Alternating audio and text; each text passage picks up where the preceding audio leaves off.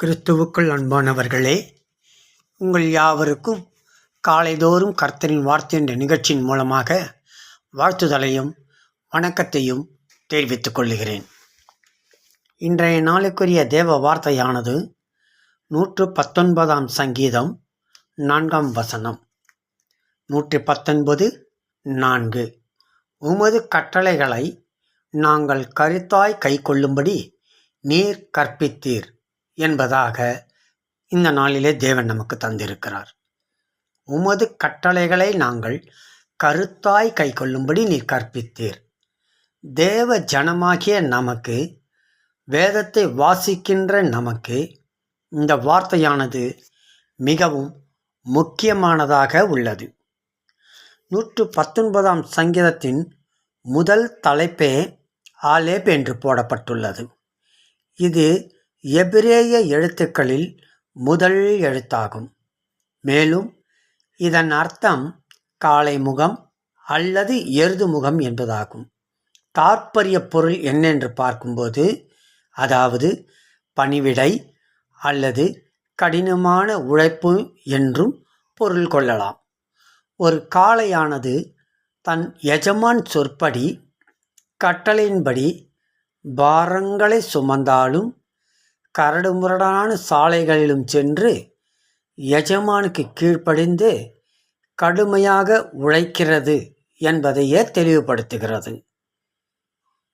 அவ்விதமாக வெளிப்படுத்தல் 4:7 பார்க்கும்போது 4 முகங்கள் அங்கே குறிப்பிடப்படுகிறது.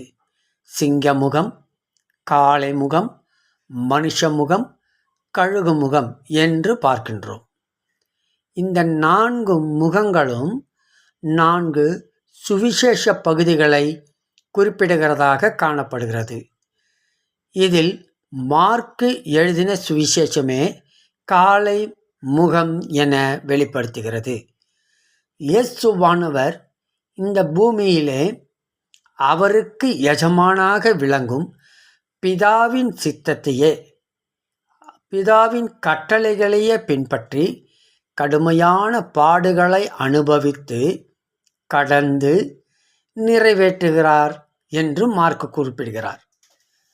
நாமும் தேவ கட்டளைகளை கருத்தாய் கை கொள்ளும்போது 119 சங்கீதம் 3 வசனத்தின்படி அநியாயம் செய்யாமல் அவருடைய வழிகளிலே நடப்போம் என்பது நிச்சயம்.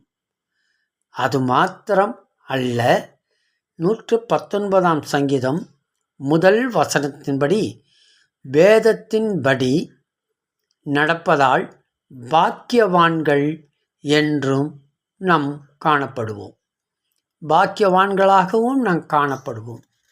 மேலும் அதே 119 சங்கீதத்தின் 2 வசனத்தின்படி முழு இருதயத்துடன் தேவனை தேடுகின்ற பாக்கியவான்களாகவும் நாம் காணப்படுவோம் என்பதில் எந்தவித சந்தேகமும் இல்லை.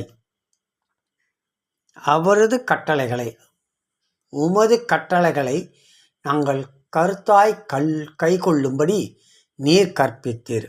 அவர் கற்பிக்கின்ற அந்த கட்டளைகளை கருத்தாய் கவனித்து அதன்படி செயல்பட நாம் அழைக்கப்பட்டிருக்கிறோம். இந்த நிலையில் நாம் இருக்கும்போது 119 சங்கீதத்தில் 7 வசனம் தெளிவுபடுத்துகிறது. செம்மையான இருதயம் கொண்டவர்களாய் தேவனை துதிக்கின்றவர்களாயும் நாம் மாறிவிடுகிறோம். எனவே இயேசு காண்பித்த முன்மாதிரிகளை பின்பற்றி பணிவிடை செய்து வாழ்வோம், ஆசீர்வாதம் பெற்று உயர்ந்திருப்போம். தேவன் நம்மை ஆசீர்வதிப்பாராக. ஆமேன், ஆமேன்.